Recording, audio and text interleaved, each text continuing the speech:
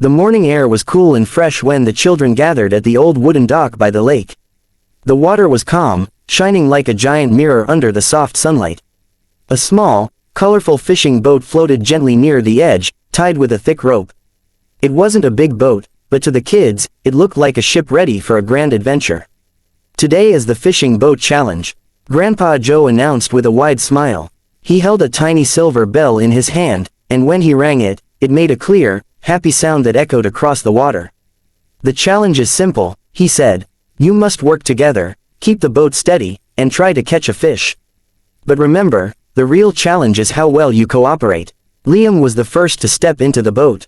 It rocked slightly under his feet. He froze, his eyes wide. It's moving," he whispered. "Sit down slowly," Aisha advised gently, reaching out to help him. One by one, Ben, Mia, and Tom climbed in, carefully balancing themselves. The boat wobbled again, and for a moment, everyone held their breath. "Okay, nobody move fast," Tom said, trying to sound brave even though his hands were gripping the side tightly. Liam picked up one of the wooden paddles and dipped it into the water. "Let's go slowly," he said. Aisha took the other paddle, and together they began to gently push the boat away from the dock. The boat creaked softly, gliding forward as the lake water made tiny ripples around it. When they reached the middle of the lake, Grandpa Joe called out from the shore, "This is your spot. Good luck." The kids picked up their fishing rods. The lines made a soft swishing sound as they flew through the air and landed in the water with little splashes. Then came the waiting. At first, nobody spoke. The only sounds were the gentle splash of water and the quiet breeze passing through the nearby trees. Ben started to feel impatient. He shifted in his seat, and the boat rocked again. "Careful," Mia whispered, placing her hand on the side to steady herself. "I'm sorry," Ben said, sitting still. "I forgot." Minutes passed, and the sun climbed higher in the sky. Tom watched the water carefully. He imagined big fish swimming under the boat, curious about the shiny hooks. "Do you think they're scared of us?" he asked quietly. "Maybe," Aisha replied, smiling. "Or maybe they're just thinking." Suddenly, Mia felt something. A tiny pull on her fishing line. At first, she thought it was just the water moving, but then she felt it again. A stronger tug. "Guys, I think I feel something," she whispered. Everyone leaned toward her, but the boat started to wobble. "Don't rush," Liam said quickly. "We have to stay balanced." Mia took a deep breath and slowly began to pull the rod back.